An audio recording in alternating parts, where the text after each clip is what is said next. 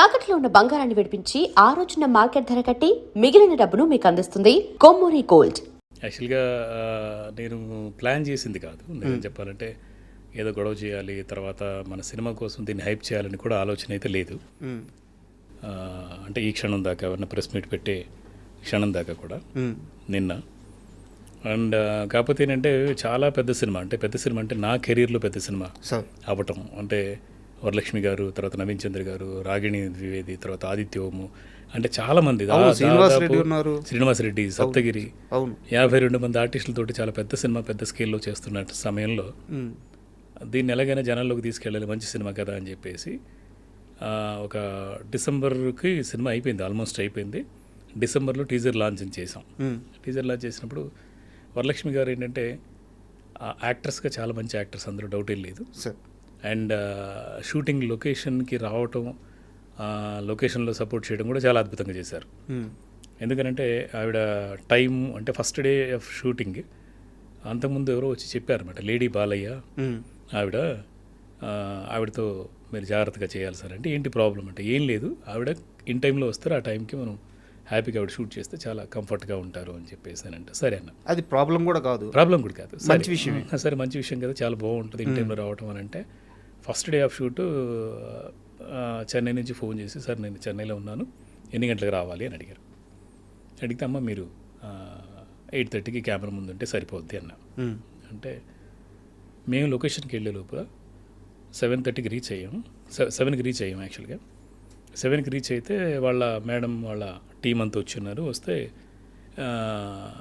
ఏంటి మీరు ఆల్రెడీ అప్పుడే వచ్చేసారు, మేడం ఇంకా రావాలి కదా అని అంటే, లేదు సార్ మేడం ఇంటికి వెళ్ళలేదు, చెన్నై నుంచి ఫ్లైట్ డైరెక్ట్గా వచ్చి లొకేషన్ చాలా దూరం కదా, ఇంటికి వెళ్ళి రెడీ రావడానికి లేట్ అవుద్ది. అండ్ 8:30కి డైరెక్టర్ గారికి మాట ఇచ్చిన ప్రకారం 8:30కి నేను కెమెరా ముందు ఉండలేను అని ఎయిర్పోర్ట్ నుంచి డైరెక్ట్గా వచ్చారు లొకేషన్కి వచ్చి క్యారవాన్లో పడుకొని ఆ గంట రెస్ట్ తీసుకొని 7:30కి అంతా రెడీ అయిపోయారు. నేను షాక్ అయినది ఏంటి, క్యారవాన్లో ఉండటం ఏంటంటే అక్కడ మళ్ళీ ఇంటికి వెళ్ళి రావడం లేట్ అవుద్ది అని అంటే, వెళ్ళి పలకరిస్తే ఆవిడ చెప్తే అప్పుడు నాకు చాలా హ్యాపీ అనిపించింది. అది కమిట్మెంట్, సూపర్ కమిట్మెంట్. అండ్ 8:30 అంటే 8:25 లోపు విత్ మేకప్ తను ఏదైతే మనం అనుకున్నామో దాని గెటప్లోకి మారిపోయి వాళ్ళ అసిస్టెంట్ని పంపించి రెడీ అండి. అలాగా ఒకరోజు కాదు, దాదాపు 45 రోజులు షూటింగ్ చేసాం. ప్రతిరోజు అంటే టైం అంటే టైం ముందే ఇన్ఫర్మేషన్ ఇస్తారు, రేపు ఎన్ని గంటలకు రావాలి అని అంటే అన్ని గంటలకు వస్తారు, రెడీ అవుతారు. అంత బ్రహ్మాండంగా జరిగింది అసలు నిజం చెప్పాలంటే.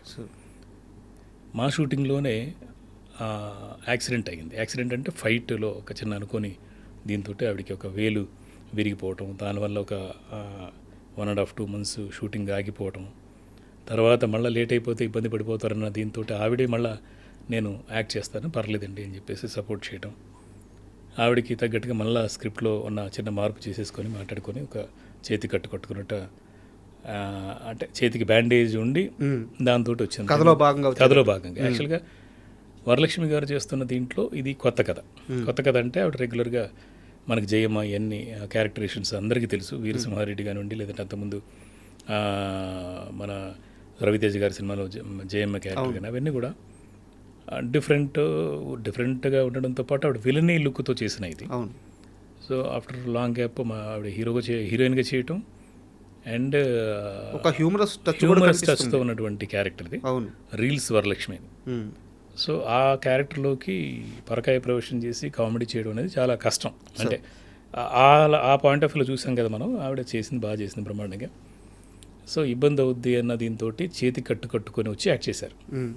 చేతి కట్టు అంటే ఒరిజినల్ బ్యాండేజ్, దానికి చిన్న రీల్స్ ఎలాగూ ఇది కాబట్టి రీల్స్ చేసి అలవాటు ఉంది కాబట్టి అన్న కథలను మనం మార్పు చేసుకున్నాం.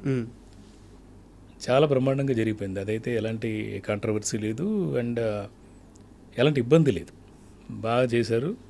తన క్యారెక్టర్ తను చేసుకున్నారు. కాకపోతే ఏంటంటే తన తర్వాత మనకు షూటింగ్ ఎంత చేసాము, ఎంత కష్టపడ్డాము, ఏం తిన్నాం అనేది జనాలకు అనవసరం. అంతే కదా, ఎంత ఖర్చు పెట్టాం, ఎలా ఉన్నాం అనేది అది జనాలకు అనవసరం. కానీ ప్రమోషన్ ఎలా చేసాం, మన ఈ సినిమా పోలీస్ కంప్లైంట్ కానివ్వండి, ఏ సినిమా కానీ ఆ సినిమా జనాల్లోకి ఎలా తీసుకెళ్తాం అనేది మెయిన్. అంతే, అది 10 కోట్ల సినిమా చేస్తామా, లేకపోతే 100 కోట్లతో సినిమా చేస్తున్నామా, ₹1 కోటితో సినిమా చేస్తున్నాం అనేది దిగే తప్పడం లేదు సార్. అంతే, ఎలా ప్రమోషన్ కోసం ఎలా ప్రమోషన్ చేస్తున్నాం అనేది మెయిన్ అయ్యింది. సో కాకపోతే ఏంటంటే అప్పుడు ఒక 4-5 నెలల నుంచి అంటే డిసెంబర్ తర్వాత మళ్ళీ ప్రమోషన్ చేద్దామంటే అసలు కుదరలేదు. వరలక్ష్మి గారు కూడా డేట్ ఇవ్వకపోవడం, రకరకాల కారణాలు, ఇమీడియట్గా ఆన్సర్ చేయకపోవటం. సో దాంతో మేము కూడా ప్రెస్ మీట్స్ అన్నీ ఇలా మార్చుకుంటూ రావటం.